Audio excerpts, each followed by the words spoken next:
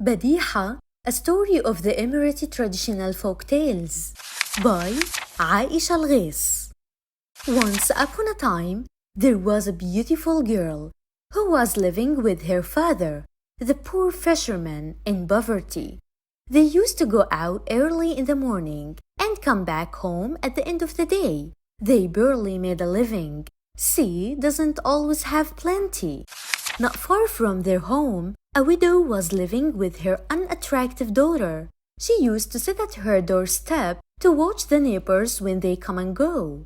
One day, the widow called out the girl and asked her, "Why don't your mother comb your hair?" The girl answered grievingly, "My mom passed away a long time ago, so it's only me and my father." The widow felt sad and started to comb the girl's hair gently. Then she gave her a basket of food and a skin of fresh water. The girl went back to her father. She was happy and laughing. Her father was glad to see her happy, and he wished her happiness forever. The widow became more caring and sympathetic towards the girl. She used to comb her hair every day, feed her, and send the most delicious food to her father. Once, the widow asked the girl, "Don't you need a stepmother to make up for the care and passion of your late mother?" "Yes, I do. I'm tired of being lonely." The girl was so happy with that suggestion, and she told her father about it. But he said no, because he was still faithful to her mother's memory, whom he loved so much. She didn't give up and insisted on her demand until her father agreed. Thus, the widow, her neighbor, became her stepmother and moved in with her daughter to live in the father's house. The girl became unhappy though. Her stepmother was changed in no time. She started to neglect her and treat her badly and force her to do all the household chores by herself. One day, the father came back with 3 fish. He gave them to his wife to make lunch. She asked the girl to clean the fish. So she walked toward the sea and started to clean the fish. One fish belonged to a species called Badiha. It suddenly said, "Let me go and I will make you happy. Let me go and I will make you happy. Let me go and I will make you rich." The girl looked around and no one was there. Then she heard the same voice. "I'm here in the bag that you are holding." The girl opened the bag. She found the Badiha fish. The fish said, "Throw me back in the sea. My baby fish are waiting for me. If you do that, I will make your dreams come true." The girl believed the fish and threw it back in the sea. Then she went back home with only 2 fish. The stepmother noticed that the 3rd fish disappeared. She punished the girl and deprived her of food, saying, "You were supposed to eat that fish and you let it go. You won't have lunch anymore." Thus, the girl felt sad and left the house. She went to the beach and called the Badiha loudly. "Badiha! Badiha!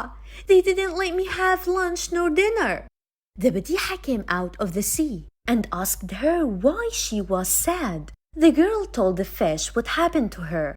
The Badiha said, "Never mind, just close your eyes and open them." When the girl opened her eyes, it was a surprise. She found a table full of tasty and delicious food, and she ate her fill. She kept going to the sea every day to call out her friend the Badiha in order to eat yummy food. One day, the son of the Sultan announced that he will host a party in his palace and choose one of the attendees to be his bride. He invited everybody. The stepmother wished the prince would choose her daughter to be his wife, but she feared that he might like the beautiful girl and ignore her daughter. So she plotted to prevent the girl from going to the party. She scattered a lot of wheat and barley on purpose around the house and forced the poor girl to clean the place before going to the party, under the condition that she must separate wheat and barley in 2 different jars. The girl cried a lot and went to the Badiha to complain about her bad luck torn clothes and her stepmother's plot. The Badiha said, "I will solve your problem, but you have to close your eyes first." The girl closed her eyes, then opened them. She found herself wearing a princess dress. She became overjoyed and said, "Wonderful! But what am I going to do with the wheat and barley that are scattered on the ground? It's all right. I will make the birds pick them up. You can go to the party under the condition that you must leave before midnight." The girl went to the party feeling assured. When she entered the palace, she attracted the attention of all the attendees and impressed the prince with her charm and beauty, while her stepmother was staring at her, feeling jealous and envious.